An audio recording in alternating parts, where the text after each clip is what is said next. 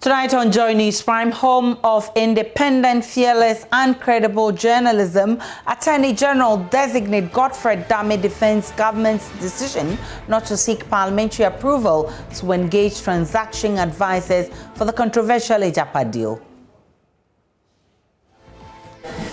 The holding in this case to the transaction in question, I will submit finally that to the extent that Parliament had considered and approved the substantive agreement itself, the primary agreement being the mineral royalties agreement. Other subsidiary agreements, like an agreement for the appointment of a transaction advisor, ought not to have come before the Honorable House for approval. E.T. Mensah wins Council of State election to become Greater Accra representative. Will bring you results of the election across the country. Also, tension brews in Ada following bloody attacks there last week over the takeover of the Ada salt basin by private company. Tifie, and I told me who said bullet be born. Now, Mr. and me who in Pabbe Brewer a road news, but me name the Okosu. Asana.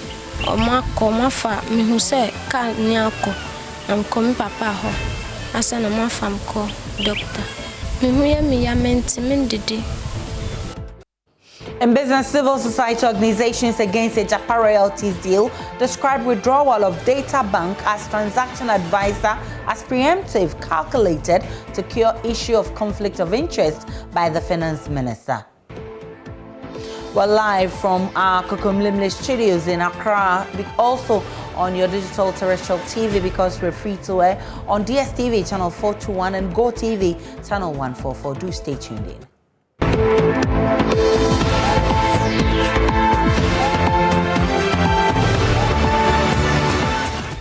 My name is Aisha Ibrahim. Let's settle for the details. Attorney General designates Godfrey Dame has defended government's decision not to seek parliamentary approval to engage transaction advisors for the controversial Japa deal. His comments come on the heels of investment and brokerage firm Databank serving notice to withdraw its services as a partner and transaction advisor in the deal. Databank and Imra Holding Limited were co-partners and transaction advisors for the Japa Gold Royalties Company. If one were to apply the holding in this case to the transaction in question, I will submit finally that to the extent that Parliament had considered and approved the substantive agreement itself, the primary agreement being the mineral royalties agreement. Other subsidiary agreements, like an agreement for the appointment of a transaction advisor, ought not to have come before the Honorable House for approval. Honorable nominee, is it your case that... Are you doing a follow-up on any yes, matter? please. Otherwise, I should go there's a follow-up on the point he made. Is it your case that the transaction itself did not have government as a party, and that it is by entities that are independently registered to operate with that capacity? Is that your case by way of your response to the question? Gentlemen, that is not my point at all. The point I made was just simple. The transaction was between the government of Ghana and certain entities. Indeed, the transaction that is being impugned here is a mandate agreement executed between the Minister of Finance on behalf of the government of Ghana, necessarily, and Imara company in South Africa, as well as Databank of South Africa. And the question here was whether the presence of the Imara Limited, which is a South African company, made it and transferred within a common transaction for the purpose of Article 181 Clause 5. And my contention is that, as the Supreme Court has held in the Balkan case, it's only major agreements that ought to come before this Honorable House. A major agreement necessarily should be in reference to the primary agreement itself. The primary agreement had come before this Honorable House, and therefore such minor agreements which should facilitate the execution of the primary agreement ought not to have come before this Honorable House. Taking his turn at the vetting of ministerial nominees, Mr. Dame said the transaction didn't qualify for international major business agreements that requires approval. Now, Mr. Dame, would you still insist that a transaction which involves the payment of 4 million United States to a foreign entity would not qualify for a major business transaction? Mr. Chairman, with all respect, in terms of the character of the agreement and in terms of the quantum of the sum, they do not qualify as international major agreements, major business or economic transaction. I will explain so because fundamentally, to the extent that it was not the main agreement regarding the transaction, it did not even qualify at all. Secondly, even if it did, on account of it being $4 million, I'm not trying to withdraw it. In fact, I do not have $1 million, but I'm just saying that in the scheme of things, it does not qualify for a major business agreement. Because, as was alluded to in the matter, the situation where the government of Ghana buys air tickets for its public officers will be material. It never comes before its honorable house. Indeed, the government of Ghana buys air tickets all the time. I'm sure definitely every year to about $4 million or more. It never comes before its honorable house. So I think that we ought not to look at the quantum as constituting a basis for subject nature. Because the first fundamental requisite does not even come in. It's not a major agreement in the sense that it's not the main agreement.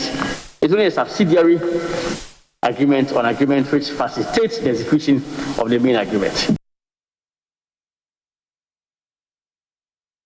After hours of voting across 16 regions of the country, with some defying interlocutory injunctions by the court, the Electoral Commission has declared winners across the region. But the same cannot be said about the Western region, where a tie between the former regional representative of the council, Mrs. Eunice Jacqueline Boa, a 56-year-old businesswoman, and Nana Natori Bonchi Akomia, 53, self-employed, has set the stage for a rerun of the elections on Monday, Friday, 15, 2021. In the Greater Accra region, former sports minister and former member of parliament for Ningo Prampram E.T. Mensah has re-emerged onto the political scene after sweeping all the votes, 58 valid votes, to become the new council member to represent the region. We'll look at the winners of the elections across the regions, and would also be bringing you an interview with E.T. Mensah. But for now, Ashanti region representative to the Council of State, Nanowusu Achiang Brempong, has been retained. He garnered 77 of the total ballot cast, followed by Bonre Hine Nana Bobiansa, who had 6. Third was James Nana Prempe, who had 3 votes. Nanaya Ojima has more in the following report. 7 other people filed nominations to contest the Ashanti region's representative, Nana Osu Echao. 2 of the candidates, Justice Bafuewa and James Eduse Sarkodie, stepped down before the election started, with Mr. Ewa throwing his weight behind the incumbent. I have noticed my vision is similar to one of the candidates, so I declare my support for Nana Echao Brempong. 86 delegates, 2 from each of the metropolitan, municipal and district assemblies, voted in the election.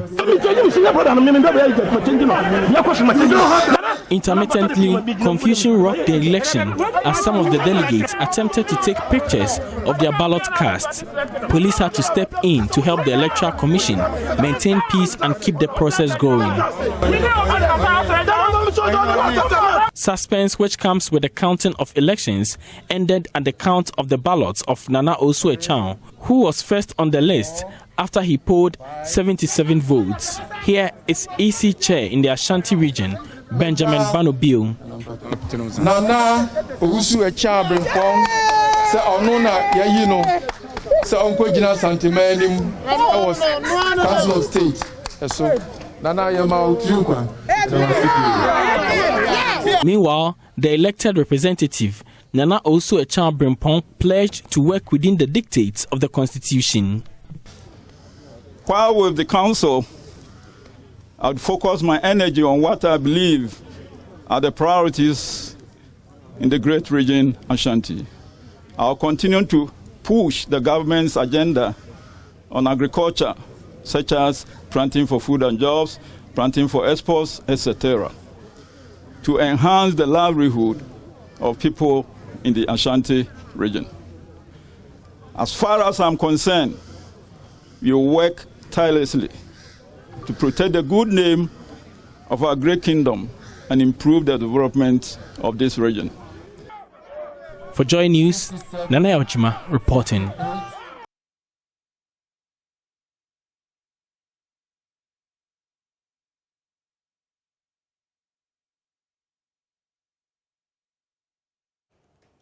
The paramount chief of the Talented Traditional Area, Tongan Monsuri Kongbilsong, has been elected for second term as the Upper East Region's representative at the Council of State. He polled 19 out of 30 valid votes cast to beat his closest contender, who polled 6 votes. Joy News' correspondent Albert Sori has a wrap of how the Council of State election went on in Bolgatanga.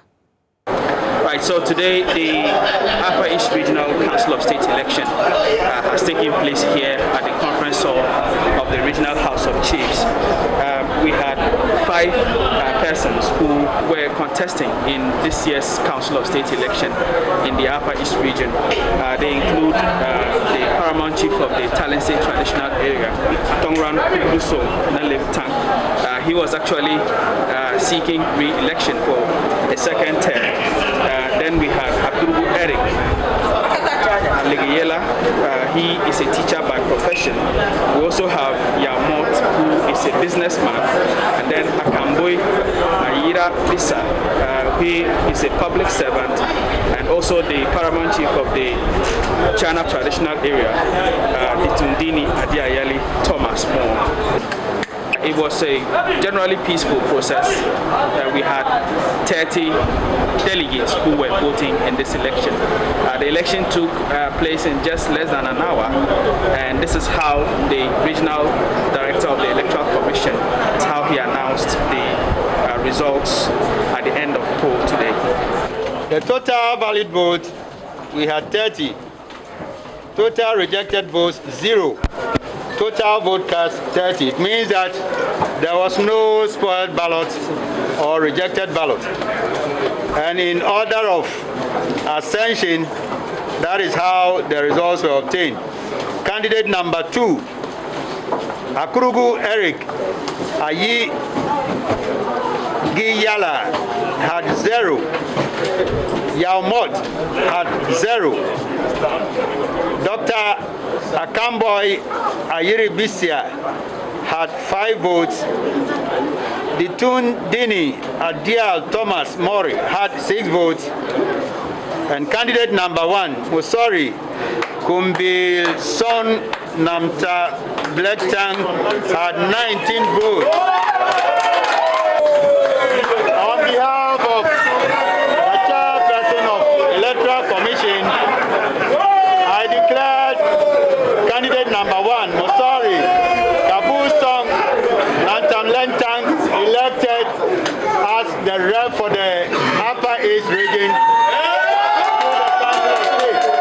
Thank you very much. So the paramount chief of the Talented Traditional Area, Tongran Kugbiso Nalimtang, has been elected to serve a second term representing the people of the Upper East region at the Council of State. And after the election results were announced, he took the opportunity to say a few words. I want to say that it has energized me the more, and that I will offer whatever assistance, whatever role that I need to play to enhance the growth of this our dear region, Upper East region. And I'm saying now that we need to work as a team. All those who have come here to cast their votes, either for or against, to know that we are going to work as a team. Now, the people who contested him took turns to shake hands with him, just to congratulate him.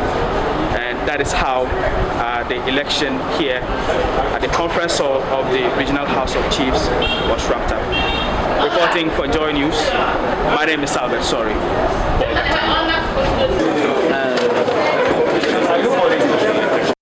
West Region, 63-year-old former chairman of the Governing Council of the Wa Technical University and sociologist, Professor Daniel Baga, has been elected as a member of the Council of State for that region. He polled 21 out of 22 votes cast, leaving the chief of Niato Kworo Bareche the second with 1 vote. The other 3 contestants in the race had no votes. Upper West Region correspondent Rafiq Salam has more. It was an election that was seen as too close to call, considering the status of the 5 persons that have filed their names for the election.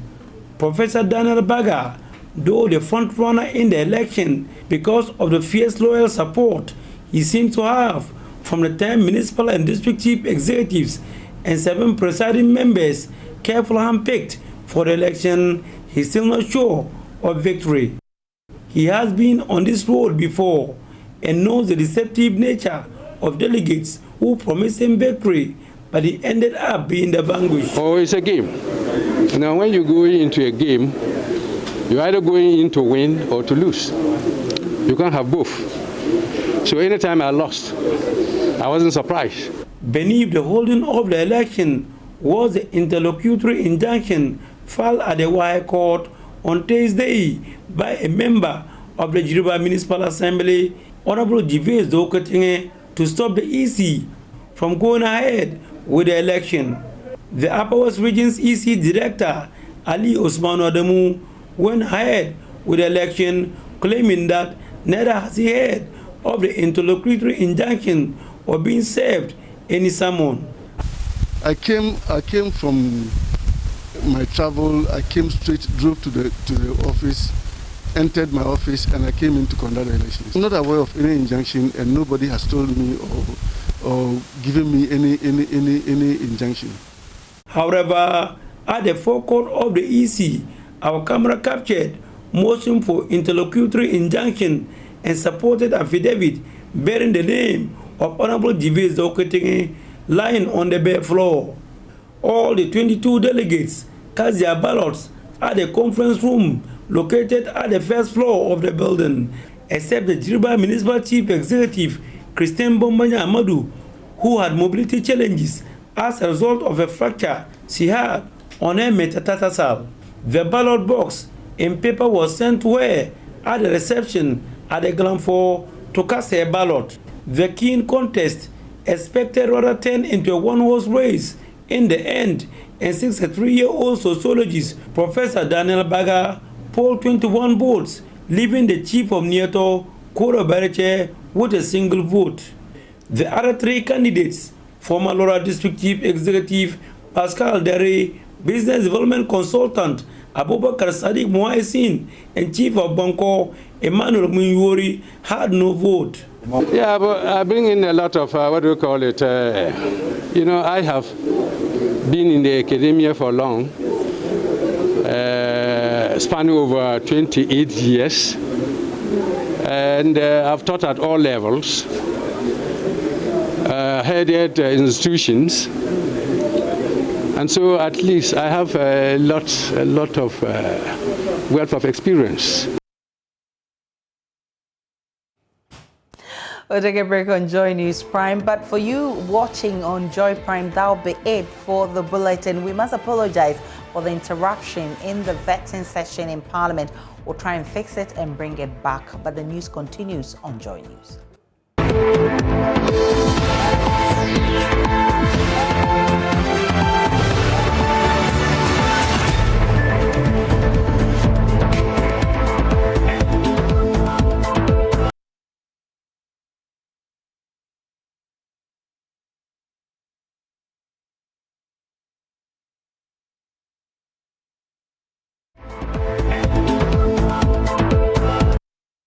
Welcome back to Joy News Prime. To the rest of our story, tension is brewing in Adan following bloody attacks there last week over the takeover of the Adan Salt Basin by private company Electrochem Ghana Limited. Some residents clashed with police and armed men believed to be employed by the company. The residents, who mainly mine salt, say the takeover of the salt basin by Electrochem Ghana Limited will deprive them of their livelihood.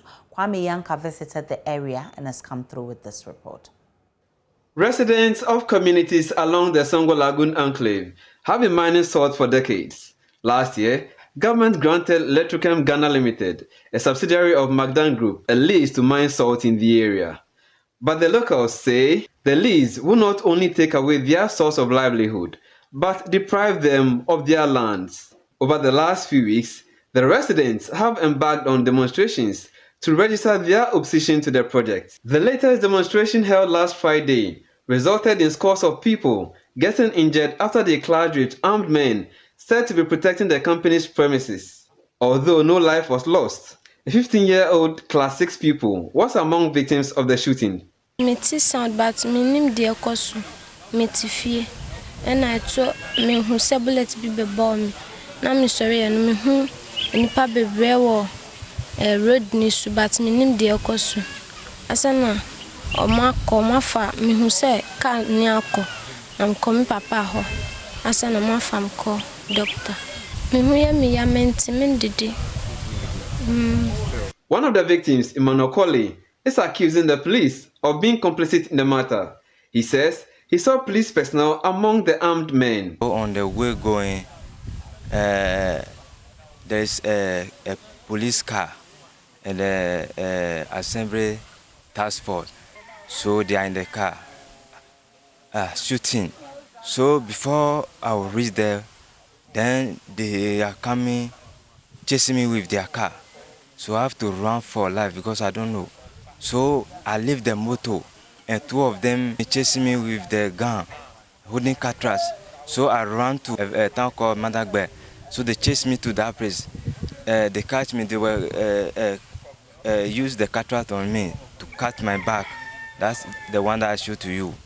So they pull me and take me to the police car. Electrochem Ghana Limited, on the other hand, is denying its involvement in last Friday's attack. Rather, the company shares how its staff have survived after 3 different attacks on their lives. Philip Donko is the project coordinator for the company. Our surveying team, they were sent to Atlantis, somewhere around the Atlantic, to go and survey and then pick their point our surveying activities. 2 men came around, asked them what they were looking for. Humbly, they told them that they were only picking points. The men went and then came back with a whole lot of people just to attack our surveying team. One was a lady who was hit with a stone. So at the end of the day, blood was oozing out of the ear. As for the leader of the team, he was hit with a motorbike from behind. So he couldn't even walk to the factory. He had to be carried in the arms of 2 men. Meanwhile, Ada Divisional Police Commander, Chief Superintendent Francis Kwame Somia says the case has been transferred from the Sege District Headquarters to the Ada Divisional Headquarters for investigations to commence. We trace the victims and give them medical forms to go for endorsement and come for us to launch a full-scale investigation to the matter. They have come. And as I speak to you now, I've directed the case to be brought to the divisional level, or the divisional CID to take over, so that in a way there will be some fairness in whatever we are supposed to do. I don't think it is true. Like I've told you, the police went there on the basis of giving protection to workers of Electrochem because of the previous attacks on them, the 2 serious attacks, which have rendered some of them being hospitalized as I speak to you now. Victims with gunshot wounds are expected to have pellets in their bodies removed by close of Friday. The Inspector General of Police has assured tomato traders and transporters of police and military escorts to protect them against highway robbery. This is in response to a petition by the group following persistent attacks on the Kumasi-Bolga-Burkina Faso route, leading to the death of some members. The traders are, however, yet to call off the strike. Prince Appiah has more in the following report. So after 4 days of a nationwide tomato strike by the National Tomato Traders and Transporters Association, the IGP, through the regional police commander, has met the leadership of the association on ways to address this particular impasse. The Ashanti Regional Deputy Police Commander David Ajmanajem addressed the striking tomato transporters and importers in Kumasi. He says security patrols will be intensified on the Kumasi-Bolgatanga-Burkina Faso route to curb the violent highway attacks. Their concern was security on the highways, and the IGP wants me to assure them that he's already had some armed men deployed on the highway, and that we should also give them escorts as they go about their duties. The traders were, however, cautioned against keeping cash on them. Basically, people attack them because they know that they are carrying huge sums of money. So they should find alternate ways of sending their monies to the marketplaces. Chairman of the Tomato Traders and Transporters Association lauded the move by the police to protect them. Eric Osei-Tufo, however, says the traders will call off the industrial action when their request is fully granted. I'm very happy today because the rate at which they were robbing our members was very, very unprecedented. And as such, I wrote to the IGP, and the response today is very, very positive for us. We need to plan within 2-3 days with the police. They have to plan everything, then the escort will take off, then we'll call off the strike action. Mr. Tufo said the association is finding ways to help its members from traveling with fiscal cash. Both parties have agreed to meet on a roadmap that would effectively address this particular problem that the tomato traders are facing on the route to Burkina Faso. One other issue that came up was how they handle fiscal cash, that as a result, armed robbers attacked them. The leadership have agreed to put in place some measures to ensure that their monies are put through some digital form to address this particular issue. Until then, the nationwide tomato strike continues. My name is Prince Apia reporting from Kumasi. Let's now talk about the deadly pandemic called COVID-19. Holding a funeral with just a few people in this COVID-19 era is a difficult thing for many families due to the Ghanaian cultural setting. With the reimposition of the restrictions placed on social gatherings, Joy News' Beryl and Estina Rista visited Osu and reports that some bereaved families are having a hard time adjusting to the directive. They are therefore calling on government to review the number of people required for social gatherings. Here at Osu Alata, the last family meeting to conclude arrangements for the burial and funeral rites of the late Asafuache Ojene Susumienu III, also known in private life as Christopher Ni Grone Hokweno, has ended. Relatives of the deceased say the renewed restrictions on social gatherings imposed by President Akufo-Addo on the 31st of January has distorted the plans scheduled on the 12th and 13th of February for the grand funeral ceremony of the late warrior king of Osu Alata. Patience Makukeno is sister of the deceased. Our brother has been an Asafuache since 1973 till his death in 2020, so he's known widely.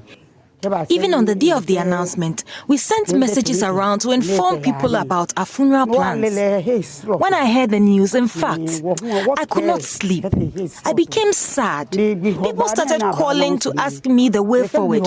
If not for the renewed restrictions, we would have performed some rites here today, where some women would dance around. We started making arrangements since last year, and this is our third and last meeting. We heard on Sunday that the government has reimposed restrictions on our funerals.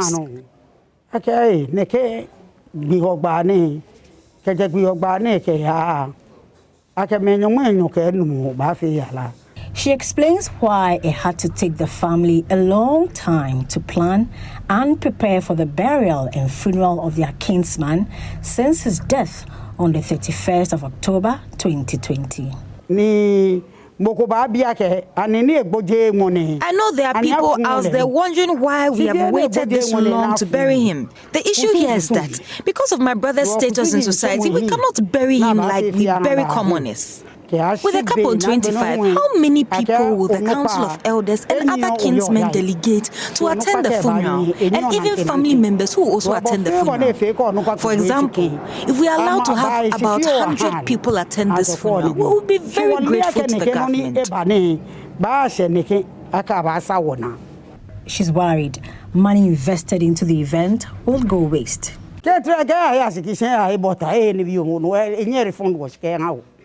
The caterer says she cannot refund her money to us because she has bought all the necessary ingredients for the order. We budgeted for over 1,500 people, and that number does not even include chiefs and other dignitaries from Gadambe. Adding them to the budget means the number now becomes 2,000. We have incurred a lot of expenses for the funeral. We don't even know the way forward now. We therefore plead with government to intervene in the situation because we have made all the necessary arrangements for a grand funeral that befits my brother's status as an Asafuache.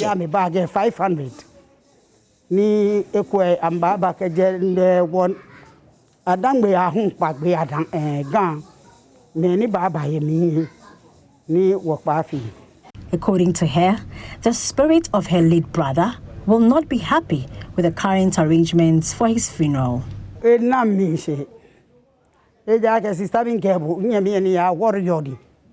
will not be happy because he's a warrior. He has helped to give people a befitting funeral in the past, and today being his turn, he will not get the same accorded to him, all because of the restrictions. I am worried about what people will say, that he has been buried like a commoner. Therefore, if we are allowed to hold this funeral with at least 100 people, I would be very happy. At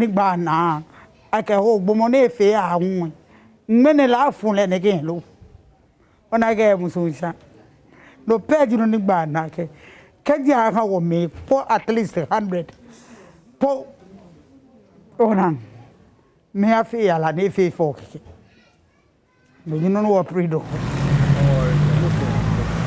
Still in the Osu community, the family of Ni Note Adumwa had scheduled the funeral ceremony for their 76-year-old relative, Veronica Kwashi Aidan, for the 19th and 20th of February. Family members here believe the cap on the number of attendees for the funeral will be a challenge due to the large family size. The government is doing well with regards to the COVID-19 fight, but the 25 cap is our worry because if you have more than 10 grandchildren and many family members, then it means that not all of them can attend the funeral. What about those who have 25 children? What becomes of them? I would be very happy if the number is increased to 300 guests and the safety protocols are strictly enforced.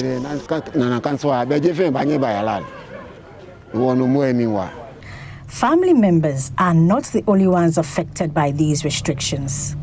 Egbert Nakwe Note is an event planner at Osu. He believes increasing the number of guests to a maximum of 500 whilst enforcing the safety protocols would help salvage their business. We expected the government to give us an advanced notice because the situation has put a strain on our relationship with clients. We want the government to allow funerals and other social gatherings to take place, at least with a maximum of 500 people, but make sure organizers strictly enforce these protocols.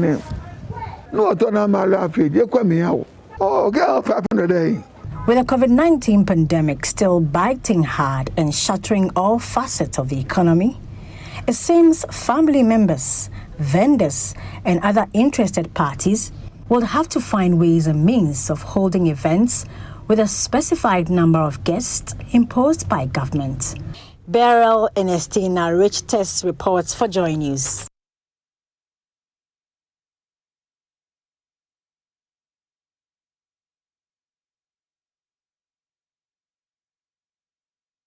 The West Africa Network for Peace Building says Ghana must tighten its security to ward off terrorist attacks from neighboring Ivory Coast. Attacks in some neighboring countries have led to many deaths and injuries. Judith Awachitando has more in the following report. Between the years 2017 and 2019, West African Network for Peace Building reported an increase in terrorist attacks and violent extremism in the Sahel regions in West Africa. In the wake of the COVID-19 pandemic, WANEP reported 250 terrorist attacks between January and March 2020, causing over 3,000 fatalities in these regions. In view of this, WANEP is warning terror attacks in neighboring countries could spill into Ghana. Dr. Festus Kofi Obing is regional coordinator of WANEP. Ghana is not an exemption because if you look at what is happening in Burkina Faso and the kind of cultural and historical ties we have within the neighboring countries, Ghana cannot be immune from what is happening because the spillover effect of those threats can hamper the stability of this country. I'm pretty sure that you are all aware of the threat of terrorism and violent extremism from the Côte d'Ivoire border to Ghana. You know, so the findings has to be a lesson for Ghana to put in place measures to deal with the threats that led to conflict in these countries that we are doing the research. In an interview with Joy News, Dr. Obin further explained that it is a duty of governments in the Sahel regions to ensure the welfare of their people. So when you look at all the insecurity in the Sahel, the key issue has to do with governance and dealing with the welfare of the people. That is the bottom line of all the insecurity we find in the Sahel region. Governance, both at the political and also at the institutional level, and providing the welfare, that is the basic essential services to the people, for the people to see the relevance of the state in their life. And that is lacking, you know. And when it comes to that, it is the role of the national government to provide that, because international actors are just there to support. So the national governments need to have the political will. That is, what international partners will do will be a mere adjunct to our own national efforts. Judith Awachitando for Joy News. Let's now take a look at the winners of the Council of State elections. We'll start from the northern region, where Zunglana Mahmoud Tahiru, 61 years, certified accountant, polled 23 out of 32 votes. Bono region, Kwejo Ejenim Boateng, 877, veteran journalist, polled 15 out of 24 votes cast. And Volta region, Francis Albert Seth Nyonyo, he is an incumbent Council of State member who polled 19 out of 36 votes cast. In the Oti region, Richard Kings Atikbo, he is electrical engineer, he polled 11 out of 16 votes cast. And we turn our attention to Savannah region. Adam Zakaria, age 65, retired educationist. He polled 14 out of 14 votes cast. And to emerge winner in Upper West, Professor Daniel Baga, he's 63, sociologist, polled 21 out of 22 valid votes cast. He's a lecturer at the SD Dombo University. And in Ashanti region, Nano Owusu Achian Brempong, 77, out of 86 votes, he polled 77. He's an incumbent Council of State member, and he emerged winner for that region. In the Hafo region, Nana Yao Baswa, he polled 12 out of 12 valid votes, emerging winner.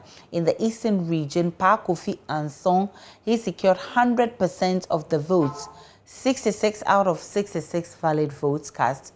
And in the central region, D4 Afrakwa, Greater Accra, E.T. Mensah, he polled 58 out of 58 valid votes cast.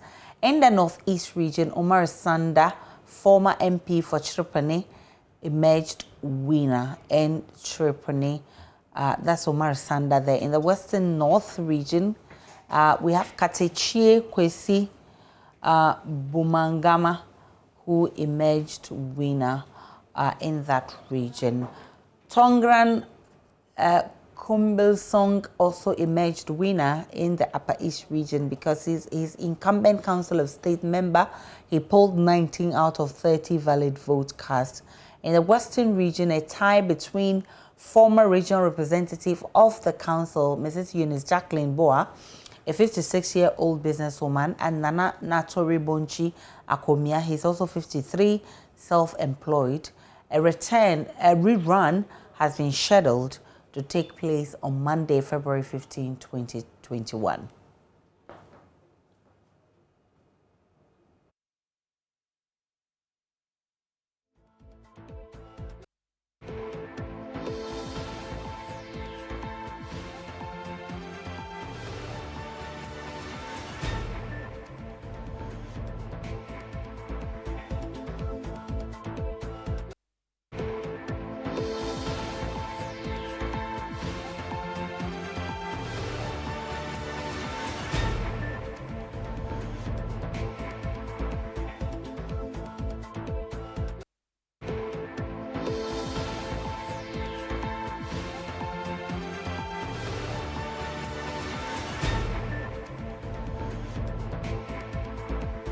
Our former MP and DC of Chirpuni, Azuma Mamoro Sanda, has been elected in the Northeast as a representative on the Council of State. The retired educationist backed all 12 votes to win the race against his only contender, Idrisu Sampa, a known member of the NDC who could not secure even a vote in the election. Correspondent Ilyas Tanko was there and has filed this report. The counting. Mr. Azuma Namoro Sanda had 12 of the votes, and Mr. Sampa Idrisu had 0 of the vote. Mr. Azuma Namoro Sanda is therefore validly elected. That is the head of the Electoral Commission in the Northeast region declaring results of the Council of State elections held today at the Regional Coordinating Council in Nalirgu. Voting only lasted less than 15 minutes, with all 12 delegates from the 6th district present and voted. The nominee is a 64-year-old retired educationalist and politician. Before voting had commenced, he spoke with Joy News and was confident of winning the election. Coming in to win, you need to assess yourself. Look at the relationship that you have with the people. So you also have to look at your working experience. Because being a member of Council of State, you have to be somebody who has been tried and tested and tried. Somebody who has worked from the beginning up to a certain level, has gained a lot of experience.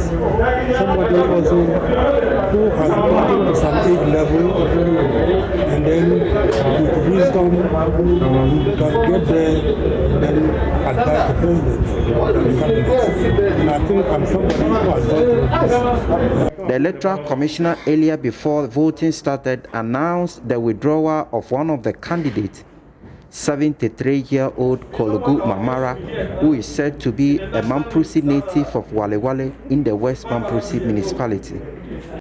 But Sampa Idrisu, a native of Gambaga and member of the opposition NDC, will not budge and refused to stand down. He spoke to Joy News after the counting, where he garnered 0 votes. I don't have any issues as to see the election was properly conducted, and there was no cheating, and so the delegates have decided on the person they actually wanted, a senior brother or an uncle.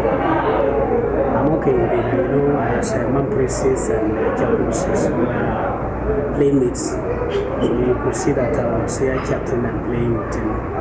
The nominee Azuma Mamoro Sanda, a former MP and DC of the Chirponi constituency, was said to have been at the forefront of convincing the majority Chakosi tribe to join the Northeast region. His supporters after the elections and that their expectations of joining the region were being met. We're looking for the position. Now we've had the regional representative of Council of States, member-elect for the Northeast region, which is coming from Tripoli. We are so much grateful. Of course, they deserve it. They have served for long in the DC, MP, even the advocating for the Northeast also party plays very vital. So I'm happy. After the elections, the new representative was quickly introduced to the king and overlord of the area, Nayiri Nabwago Abdullahi Mahami Shariga. The king accepted and promptly offered his blessing upon the nominee. From Nalego, Elias Sukanko reporting for Joy News. We'll bring you business shortly.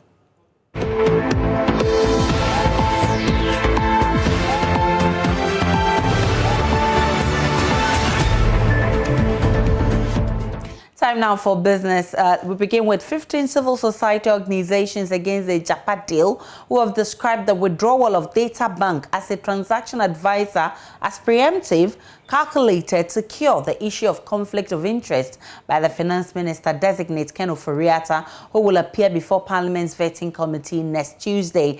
Databank says its decision to pull out of the deal is due to attacks on its reputation by political actors as a result of the finance minister Ken Ofori-Atta's association with the firm.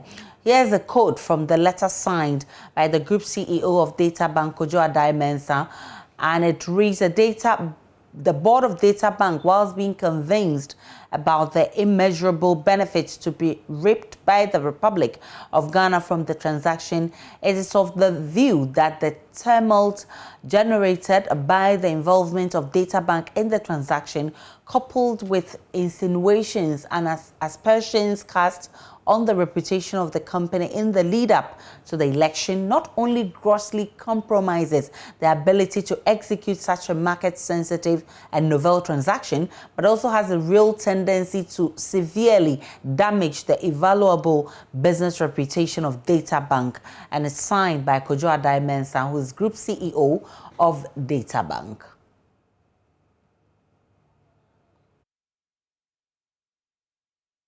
Meanwhile, chairman of the Alliance of CSOs working on extractive anti-corruption and good governance, Dr. Steve Mantiao, tells Joy Business the move by Databank, which Mr. Ofori-Atta is a shareholder of, is very surprising. Would have actually withdrawn at the time when the allegation of conflict of interest was made, or even at the time when the Office of the Special Prosecutor issued its report claiming bid rigging in favor of Imara and Databank. At the time when the report was released, if they had withdrawn, one would have understood that they were being responsible and reacting to the adverse findings against them. But to wait till this time, when the finance minister appeared before the parliamentary vetting committee next week, Tuesday, for me, marks of a preemptive attempt, an attempt to preempt the discussion of the issue at the vet. Now that Databank has pulled out of the deal, should we abandon the deal entirely?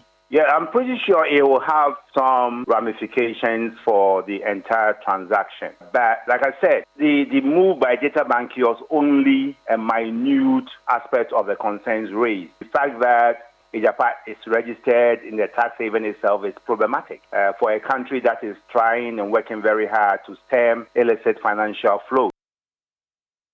Away from the Japa deal, the National Tripartite Committee has directed all employers to provide their workers the required personal protective equipment at the workplace. This is part of several measures that the committee, made up of government, organized labor and employers, agreed after an emergency meeting last week on halting workplace spread of COVID-19.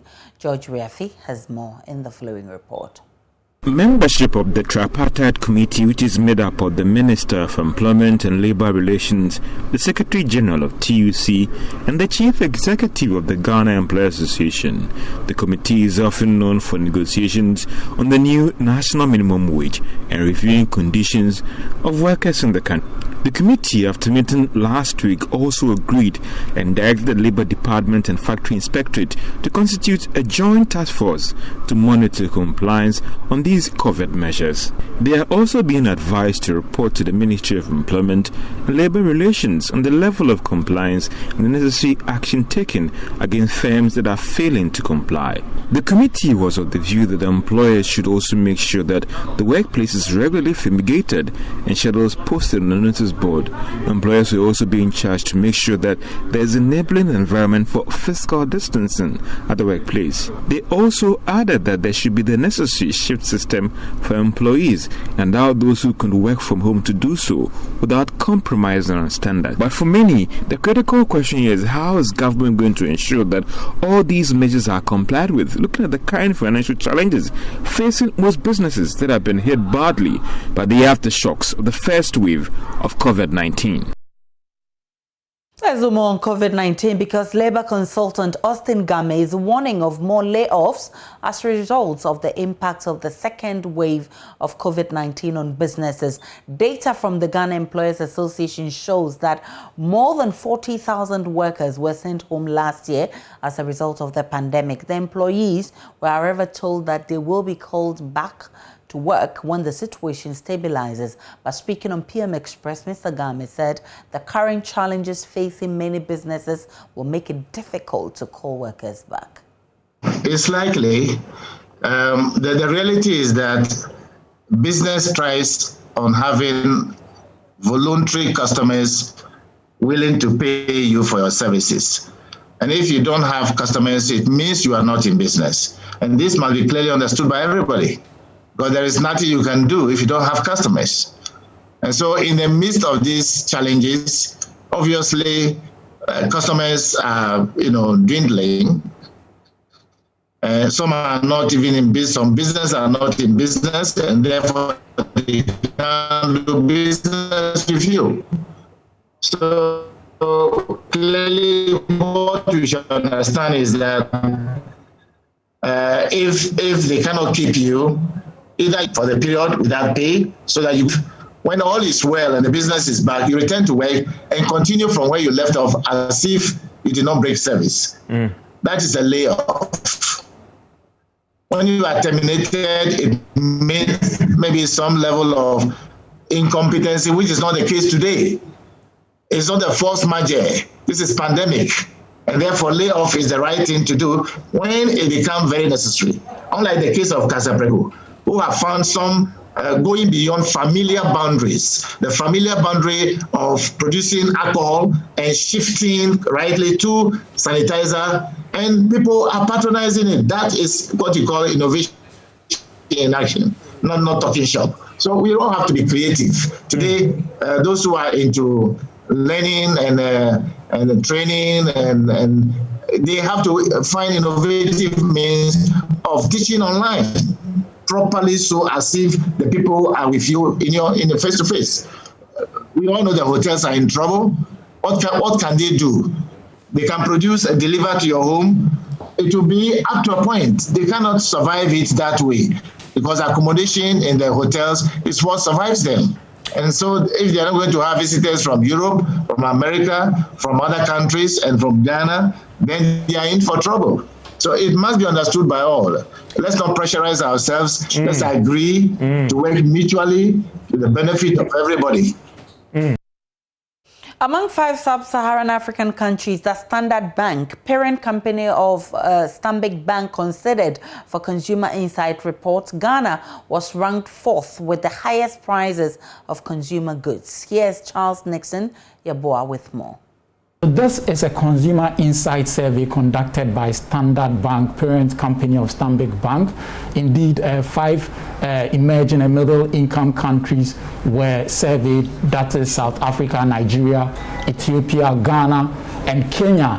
And the categories that were actually captured were the food, home, and personal care. And clearly, if you look at the items surveyed, Ghana ranked 4th among the 5 nations. So clearly, in this country, consumer prices are very high relative to the other nations.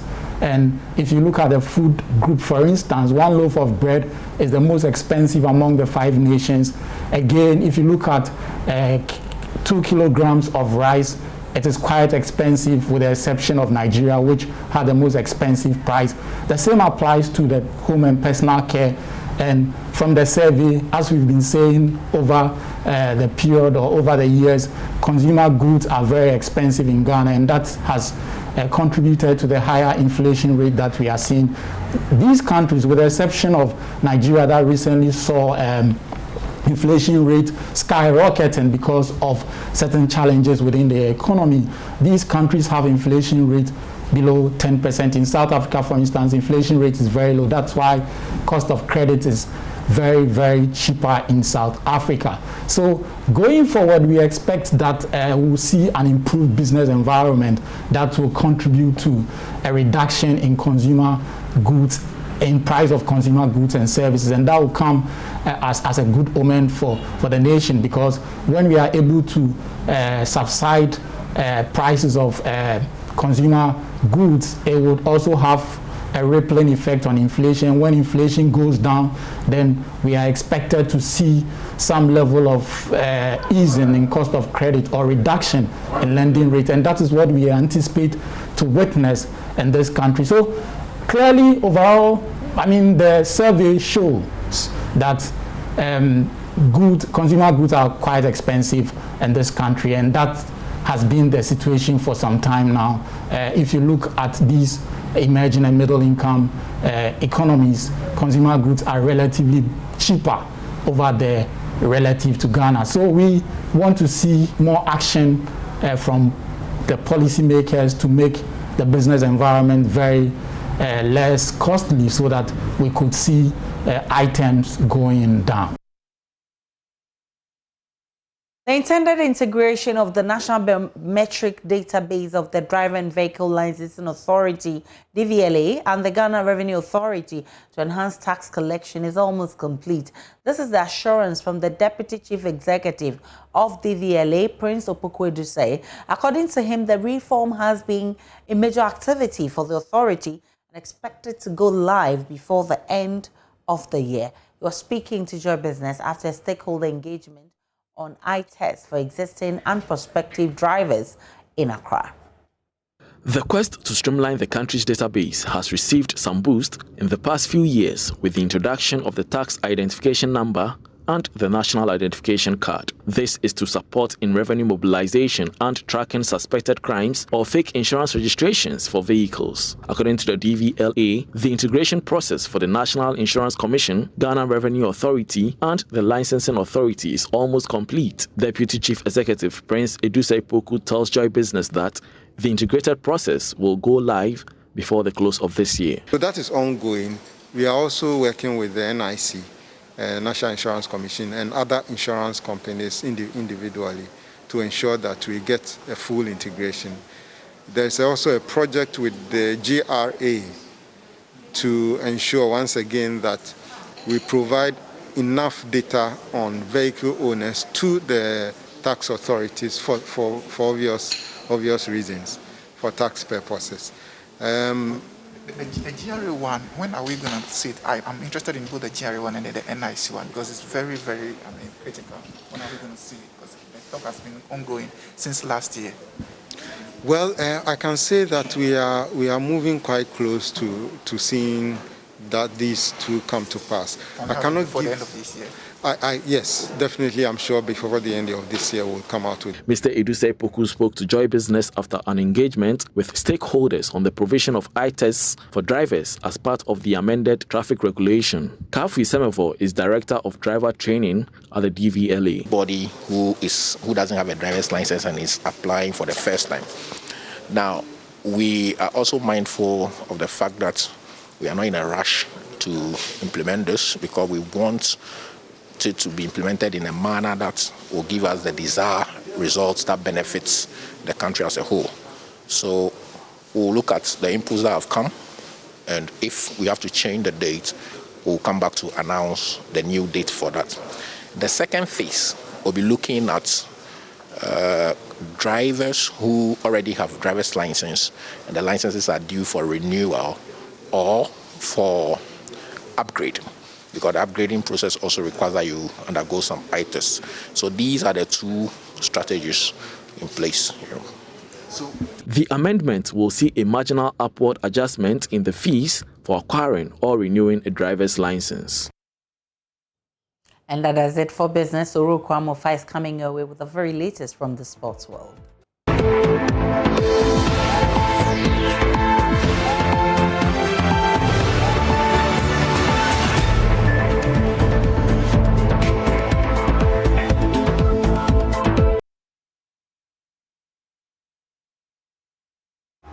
Hello, good evening and welcome to the sports segment here with me, Oreko. Before we do start off with the breaking story that has to do with Black Stars coach C.K. Akono. Now, he has named a 32-man squad. That's a home-based squad to begin preparations for next month Africa Cup of Nations. That would be against South Africa and then Sao Tome and Principe.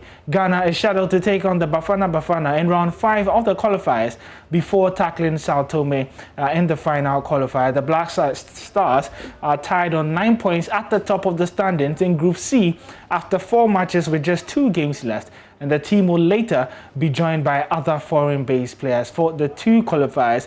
Let's take a look at the players who've been called, who are set to start camping on February 5th. And if you look at the goalkeepers, we have Joseph Ado of Aduana Stars, Razaka Balora of Asante Kotoko, and then we have Bawa Lord Mate of Elmina Sharks, and then Eric Ofori Entry of Mediama.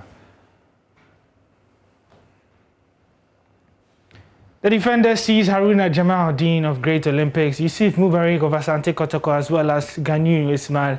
And then we have Kunedu Yadom of Wafa, and then Mohamed Al Hassan of Accra Heart of Oak.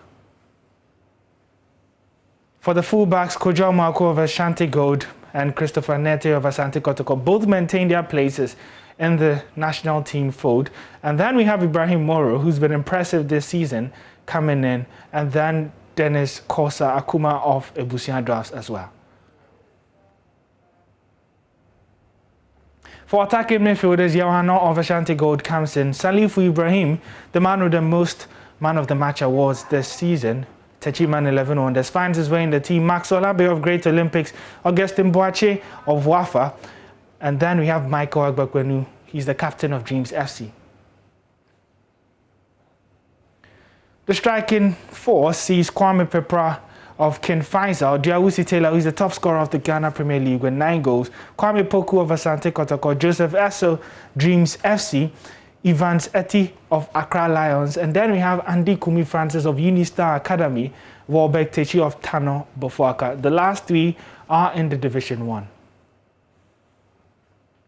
We'll be providing you updates on, the team and how preparations would be going. Of course, camping starts next week. That's February 15th, where they're supposed to meet at the Accra Plaza Hotel. But let's do some Ghana Premier League news. And before we talk about Olympics and Olida Day, they've released a new buzz. But before we come to that, a breaking story that has just come in from the Ghana Football Association is that games would now be played behind closed doors for at least the next 4 weeks. Now, this decision is based on how fans have failed to comply with COVID-19 protocols, and the executive committee of the Ghana Football Association say that they would use this 4 weeks to talk to clubs and find more creative and innovative ways to allow fans to return to the stadium. This comes after Ghana has seen a spike in COVID-19 cases. But let's go to that Olida Day bus. And Ghana Premier League club Accra Great Olympics, have unveiled their new Kia bus, and it's been a very interesting day, a 54-seater bus.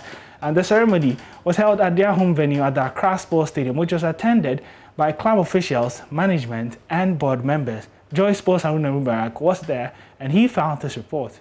For over a decade, Great Olympics have acquired a 54-seater bus which belongs to the club, irrespective of any changes which could happen at the board level. The ceremony was graced by Nana Kwame Akuoku Sapong, who is the patron of the club and a traditional ruler. Board members including Amakai Amatifio Nick Amatefio, Oluboy Komodo, and Kujo Fiano were present. Great Olympics nemesis House of Folk honored the invitation as they were represented by Dr. Nyao Tamaklu and Soa Odotei. Executive Council member Randy Abe represented the Ghana Football Association. Well-wishers of the club, informer GFA Vice President Fred Papo, and member of the Erstwhile Normalization Committee, lawyer Na Odofole Norte, were also spotted. Chief Executive Officer of the club, Oluboy Komodo, explains the significance of the event. For some time now, we have been hiring buses to all the league centers.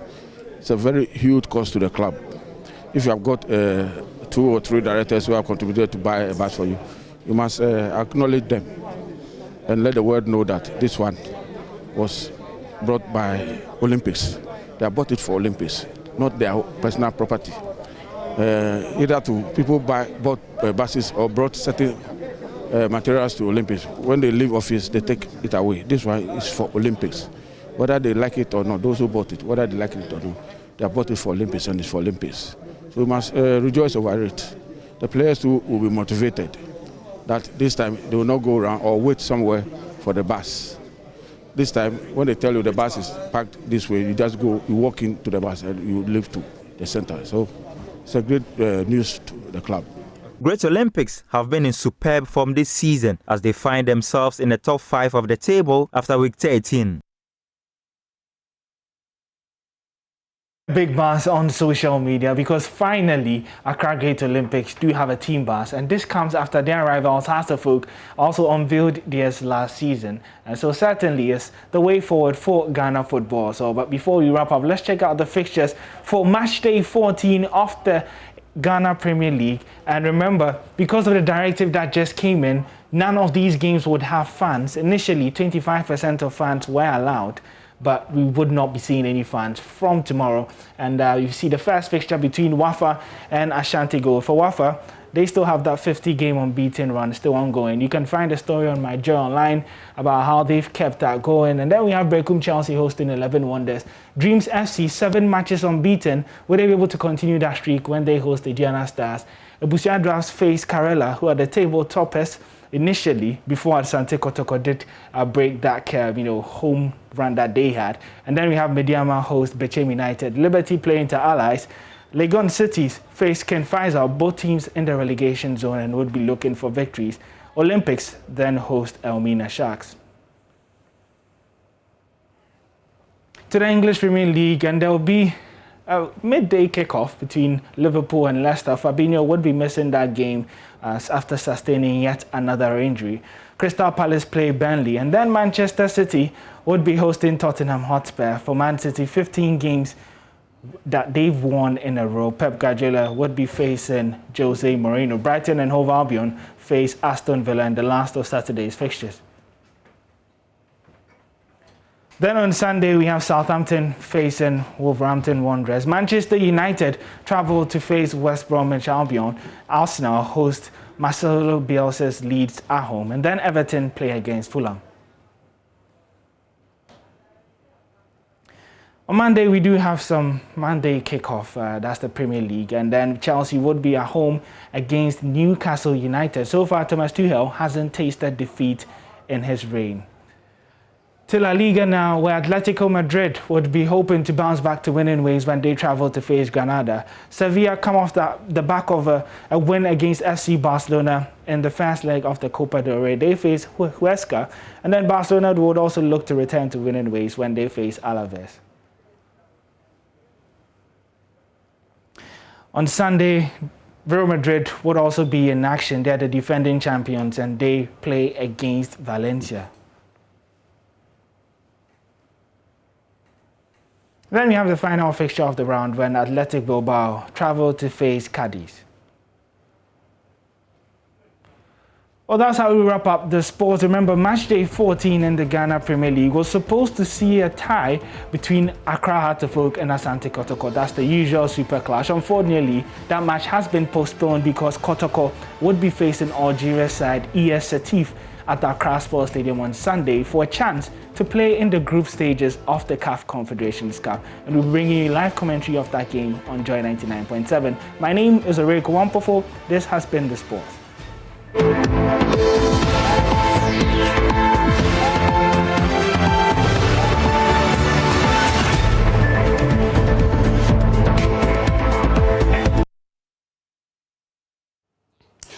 to Joy News Prime. Now, members of the Appointments Committee of Parliament began vetting of the President's ministerial appointees this week. So far, 6 ministers designates have taken their turn to face the committee, including Matthew Opoku-Prempeh, Minister Designate for Energy, whose vetting is underway. But as the vetting takes week 2, Neil Ante-Vanderpoy, who is a member of the vetting committee and also member of Parliament for the Dodio constituency, says some appointees must decline their appointment if they know within their hearts they do not fit for the job. Listen. If you ask me objectively, my own opinion, some of the people who have been nominated should go back to Akufo-Addo and tell him, boss, I'm grateful you've nominated me, but I think if I assess myself, the 4 years you gave me the opportunity to serve, I don't deserve to serve again. The likes of who? Well, I wouldn't mention names. You will see it at the vetting.